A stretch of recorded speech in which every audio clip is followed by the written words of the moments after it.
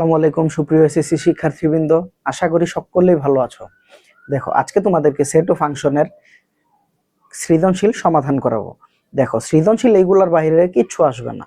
সৃজনশীল আমি আজকে এবং আগামী পর্বে যে ক্লাসটি দেব সেটি দেওয়ার পর ইনশাল্লাহ তোমাদের সৃজনশীলের ভীতি সম্পূর্ণটাই কেটে উঠবে বলে আমি মনে করি। দেখো ভাইয়া, এখন আমাকে এইখানে একটি সেট দিয়ে দিয়েছে এবং এর উপাদান হচ্ছে এইটা, এবং বি একটি সেট দিয়ে দিয়েছে যার উপাদান হচ্ছে 1 এবং 4।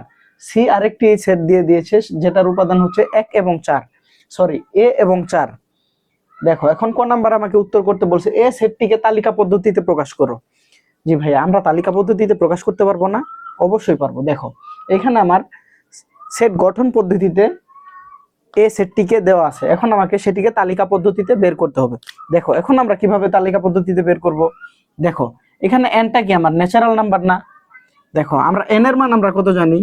ন্যাচারাল নাম্বারের মান ক সমাধান, ঠিক আছে? ন্যাচারাল নাম্বারের মান জানি আমরা 1 2 3 4 5 6 7 ডট ডট ডট আরো অনেক।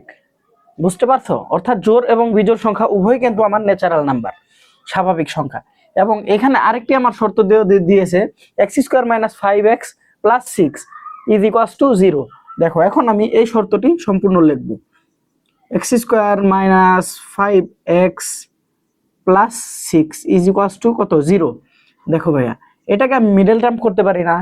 দেখো, এইটাকে মিডল টার্ম কত দিয়ে যায়? দেখো, আগে কত? 3x - 2x, সরি আগে 2x লেখো সুবিধার্থে। 2x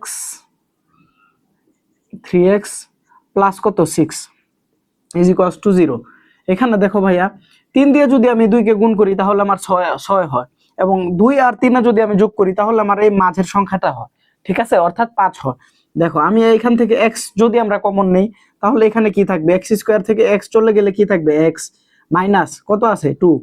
2 থাকবে, কারণ এই x তো কাটা। দেখো, এখানে কত আমরা নিব? এখানে আমরা কত নিব? দেখো, এখানে আমার একটা সংখ্যা নিতে হবে, কারণ এখানে যেহেতু x একটি রয়েছে। দেখো, কত নিব আমরা? -3। এখন এখানে -3 চলে গেলে থাকে কি? শুধু x। এখন -3 এই +6 এর মধ্যে কয়বার যায়? 2 বার যায়। দেখো, মাইনাস কত? 2 = কত? 0। অর্থাৎ তুমি এখান থেকে কি পেলে? x - 2 সমান এবং x - 3 = 0। তাহলে ভাইয়া, এখন আমার x এর মান আসবে দুইটা। দেখো, হয় x - 2 = 0, অথবা আমার এখানে x - 3 = 0, ঠিক আছে? অর্থাৎ এখানে x এর মান আসবে 2 এবং এইখানে x এর মান আসবে 3। তাহলে ভাই, আমরা x এর মান যেহেতু 2 এবং 3 পেলাম, তাহলে আমার এখানে a সেটের উপাদান সংখ্যা কত? a =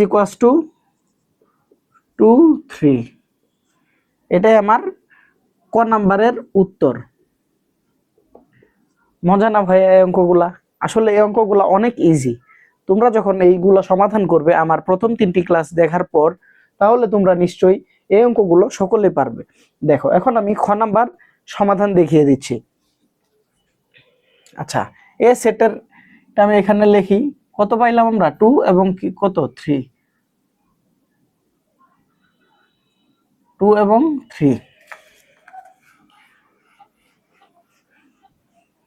দেখো ভাই, আমার খ নাম্বারে কি বলছে? খ নাম্বারে একটু বড় হবে। দেখাও যে P into B common C, B union C এর উপাদান সংখ্যা 2n কে সমর্থন করে কিনা। অর্থাৎ এটার উপাদান সংখ্যা আমার 2n কে সমর্থন করে কিনা। দেখো, এখন আমি বি কমন সি নেই। B common, sorry, B union C, অর্থাৎ এখন আমি বি এবং সি এর সম্পূর্ণ উপাদানকে আমি যোগ করে দিব। দেখো, এটার মানে কি? এটা তোমার হা করে আছে না উপরের দিকে? উপরের দিকে হা করে আছে মানে কি? তোমাকে খেতে চাচ্ছে। অর্থাৎ তোমার ভিতরে যা আছে সম্পূর্ণটুকু এই ইউটা তার নিজের দিকে নিতে চাচ্ছে, ঠিক আছে? অর্থাৎ এখানে বি এর উপাদান এবং সি এর উপাদান যা আছে তুমি সকলকে কি খেয়ে ফেলবা। অর্থাৎ তুমি বি এর উপাদান লিখবা 1 4 সেকেন্ড ব্র্যাকেট আবদ্ধ করে তুমি ইউনিয়ন নিয়ে সি এর উপাদান কত এ এবং 4, এখানে তুমি উপাদানগুলো কি তুমি গিলে খেয়ে ফেলবা, ঠিক আছে, অর্থাৎ 1 4 এবং কি এ, এটাই হচ্ছে বি ইউনিয়ন সি এর মান। দেখো এখন আমাকে দেখাতে বলছে P of V U C এর উপাদান সংখ্যা 2n কে সমর্থন করে কিনা। দেখো এখন আমার এটা দেখাতে বলছে, এর উপাদান সংখ্যা আগে কয়টি আমি সেটা নির্ণয় করি। এখানে তিনটি আছে না, দেখো এটার মান কত 3 না, অর্থাৎ 3টি উপাদান রয়েছে না, 1 4 এবং এ, এই 3টি উপাদান। দেখো এখানে আমি এ এটা একবার নিব, এটা একবার নিব, 4 সকলকে একবার করে নিব, তারপরে আমার এ, তারপরে আমি কি 2টা করে নিব, তারপরে আমি কি নিব 1 4, তারপরে 1 এ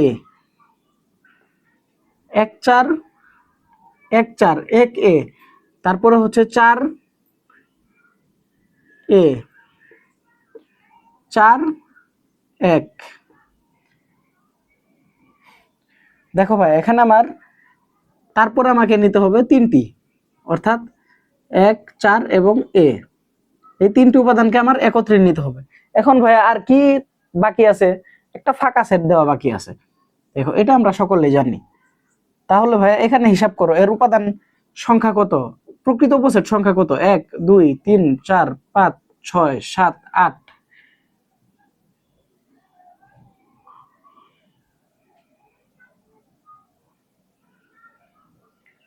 সরি ভাই এখানে আমি একটা ভুল করে ফেলেছি। দেখো এই 4 1 এটা তো আমার একবার নিয়েছি, ঠিক আছে, এখন আমার এই 4 1 নেওয়ার দরকার নেই, ঠিক আছে, 1 এবং 4 যে কোনো একবার লিখলেই হবে, ঠিক আছে।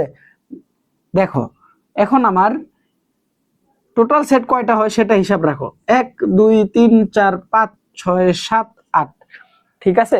এখন কিন্তু আমার এটার উপাদান সংখ্যা 8। এখন কিভাবে, দেখো P of B union C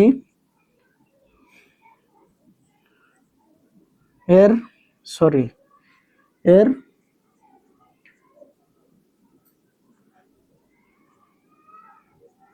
উপাদান কত 3, অর্থাৎ বি ইউনিয়ন সি এর উপাদান সংখ্যা 3।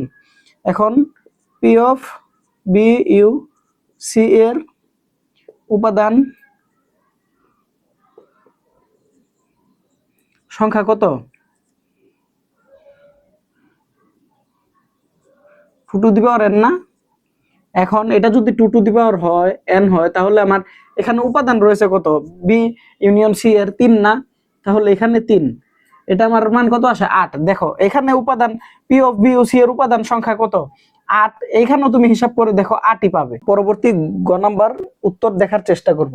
দেখো গ নাম্বারে আমাকে বলছে দেখাও যে a into B common C সমান সমান a into B common a into C. দেখো এখন আমাকে সবগুলোর আগে ব্র্যাকেটের মানগুলোকে আমাকে আগে বের করে নিতে হবে, ঠিক আছে। দেখো এখন আমরা করব গ নাম্বারে আমাকে কি বলছে, দেখো বি কমন সি নেই। দেখো ভাইয়া আমি খ নাম্বারে একটা কথা বলেছিলাম তোমাদেরকে, ইউনিয়ন অর্থাৎ ইউ। দেখো এটা ইউ আকৃতির রয়েছে, তার মানে কি তোমাকে কি গিলে খেতে চাচ্ছে না এই ইউটা, এবং এই ইউটা কি উল্টা দিকে রয়েছে না। তুমি এখানে পানি ঢালো, এখানে পানি ঢাললে দেখবে এই পাত্রটি কিন্তু পানি ধারণ করবে, এবং তুমি যদি এই উল্টা পাত্রে পানি ঢালো তাহলে কিন্তু তোমার পানি কি গড়িয়ে পড়বে। হয়তো কিছু সংখ্যক পানি এই গড়ানোর পর কিছু সংখ্যক পানি এই বালতির ভিতরে ঢুকে যাবে, যেহেতু মসৃণ না হওয়ার ফলে। তাহলে তুমি এটার এই উল্টা বালতির মানে তুমি বলতেই পারো যে এটা মানে হচ্ছে কমন নেওয়া, আর এটা মানে হচ্ছে আমার কি সম্পূর্ণ গিলে ফেলা, অর্থাৎ কি সমষ্টি, ঠিক আছে। দেখো এখন বি কমন সি নেই, বি এর মান আমরা কত জানি 1 4, এবং সি এর মান কত জানি এ এবং 4। দেখো এখানে কি এক কি এই উপাদানগুলো বি এর সি এর উপাদানগুলোর মধ্যে আছে, 4 আছে, হ্যাঁ 4 আছে। এ কি আছে বি এর উপাদানগুলোর মধ্যে নাই, তাহলে কি বি কমন সি এর মান কত আমার 4। এবং দেখো এ ইন্টু বি এর মান আমরা নেই, এ ইন্টু বি। দেখো এর মান কত আমরা ক নাম্বারে পেয়েছিলাম 2 এবং 2 এবং কি 3 ইন্টু বি এর মান কত 1 এবং 4। দেখো আমার এইখানে যে সংখ্যাটা আছে এই সংখ্যা দিয়ে এই সংখ্যাকে আমার গুণ করতে হবে, অর্থাৎ এই প্রথম সংখ্যা দিয়ে এই প্রথম সংখ্যাকে গুণ, আবার এই প্রথম সংখ্যা দিয়ে এই শেষের সংখ্যাটিকেও গুণ, আবার এইটার কাজ শেষ হয়ে গেলে এই সংখ্যা দ্বারা এই সংখ্যাকেও একবার গুণ, এই সংখ্যা দিয়ে এই সংখ্যাকেও একবার গুণ করতে হবে। দেখো তাহলে আমরা 1 2 2কে 1 দিয়ে গুণ করেছি, তারপরে কমা, তারপরে 2 দিয়ে 4কে, অর্থাৎ 2 ইন্টু 4 কমন, তারপরে কি 3 1 3 এবং তারপরে কত 3 4, একটু ছোট করে লিখলাম। দেখো ভাইয়া এখন আমাকে কি বলছে a into C, a into C, তাহলে আমার a এর মান কত 2 3 ইন্টু সি এর মান কত আমার a এবং 4। দেখো ভাইয়া ঠিক আগের মতো এটা দ্বারা আমি এই দুইটাকে গুণ করব, এটা দ্বারাও এই দুইটাকে আমি গুণ করে দিব। দেখো 2a কমা 2 4, তারপরে কত 3a কমা 3 4। ঠিক আছে, এখন কিন্তু আমি এই শর্তটাকে বাস্তবায়ন করতে পারবো, অর্থাৎ আমি লেফট হ্যান্ড সাইড লিখতে পারি LHS, অর্থাৎ কি লেফট হ্যান্ড সাইড। ঠিক আছে, আমি এটাকে লেফট হ্যান্ড সাইড হিসেবে লিখতে পারি। দেখো আমার লেফট সাইডে কোনটা আছে a into B common C, অর্থাৎ a এর মান কত আমরা জানি 2 3 ইন্টু বি কমন সি এর মান কত জানি আমরা 4। এটাকে দেখো তুমি গুণ করে দাও 2 4 আর কি পাবে 3 4, এবং তুমি যদি রাইট হ্যান্ড সাইড দেখো রাইট হ্যান্ড সাইডে কি দেওয়া আছে a ইন্টু বি, তারপরে কি কমন a ইন্টু সি। দেখো a ইন্টু বি আমরা কত পেয়েছি এখানে, a ইন্টু বি এর মান কত আমার এখানে 1 2 2 4, তারপরে কত 1 3 3 4, এখন কি কমন আমার a ইন্টু সি এর মান কত, এটা 2a কমা 2 4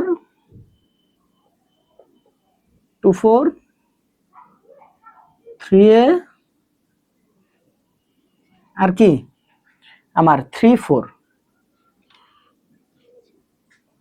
ঠিক আছে, এখন এটা থেকে আমার কমন কি যায় দেখো 2 4, দেখো আমার কমন যায় 2 4 কমন যাবে, 1 2 কি আছে এখানে 1 2 আছে নাই, তাহলে 3 4 কি আছে, হ্যাঁ 3 4 আছে। তুমি দেখো এখন মিলে দেখো 2 4 3 4 2 4 3 4, অর্থাৎ লেফট হ্যান্ড সাইড সমান রাইট হ্যান্ড সাইড আমার কি LHS সমান RHS কি শোড। ঠিক আছে, আশা করি সবাই এই অঙ্কটি অর্থাৎ তুমি সেট ও ফাংশনের প্রথম সৃজনশীলটি সম্পূর্ণভাবে সমাধান করতে পেরেছো। এর পরবর্তী যে সৃজনশীলটা আমি তোমাদেরকে দিব সেই সৃজনশীল ইনশাল্লাহ করতে পারলে তোমরা এই অধ্যায় থেকে ইনশাল্লাহ আর কখনো আটকাবে না। ঠিক আছে।